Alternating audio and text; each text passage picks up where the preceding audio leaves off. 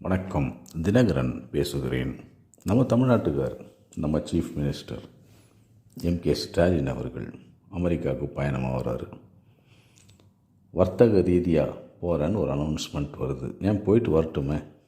அது prime minister மட்டும்தான் வர்த்தக ரீதியாக டெய்லி ஒரு கண்ட்ரிக்கு போனோமா? நம்ம தமிழக முதல்வர் போகக்கூடாதா? அதை பற்றியெல்லாம் யாரும் விமர்சனம் செய்வதில்லை. ஒரு 10-15 நாள் போயிட்டு தான் வரட்டுமே. அதில் என்ன நடக்க போகுது பார்க்கலாமே. ஏதாவது ஒரு ஈர்ப்பு ஏற்படும் அல்லவா?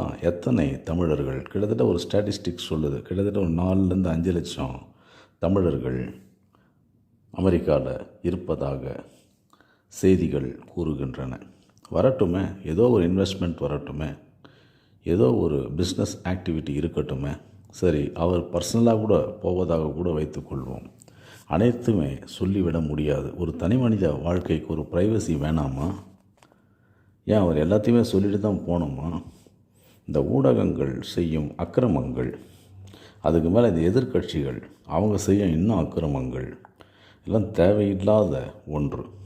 ஒரு தமிழர் அமெரிக்காவுக்கு போகிறாரு, நல்ல பிஸ்னஸை கொண்டு வராருன்னா கொண்டு வரட்டும். என் பிரைம் மினிஸ்டர் மட்டும்தான் டெய்லி ஒரு கண்ட்ரி, இந்த 10 ஆண்டுகளில் எத்தனை கண்ட்ரி போனார்ன்றதே கணக்கே இல்லை. டெய்லி அடுத்த கண்ட்ரிக்கு போயிட்டே இருப்பார். அதை பற்றி எல்லாம் யாருமே விமர்சிக்க மாட்டார்கள். ஒரு மாநிலத்தினுடைய முதல்வர் சென்றால் மட்டும் 1000 விமர்சனங்களுக்கு உட்படுகின்றார். அது ஏன்? அதுதான் எனக்கே விளங்கவில்லை. இதை மற்றவர்கள் புரிந்து கொள்ள வேண்டும், தெரிந்து கொள்ள வேண்டும். அரசியல் வேறு, இதில் வேறு மெடிக்கல் ரீசன்ஸை கொண்டாடுறாங்க. ஏன்பா 10-15 நாளில் மெடிக்கலில் ஏதாவது பண்ணிட முடியுமா? இங்கே இருக்கிற மெடிக்கல் கேட்கெட்ஸு, இங்கே இருக்கிற மெடிக்கல் எக்ஸ்பர்டீஸு அமெரிக்காவில் கூட இருக்காது.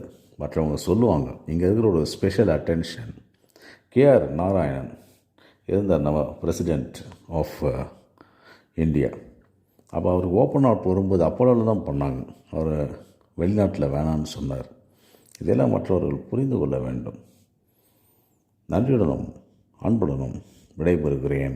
வே. தினகரன்.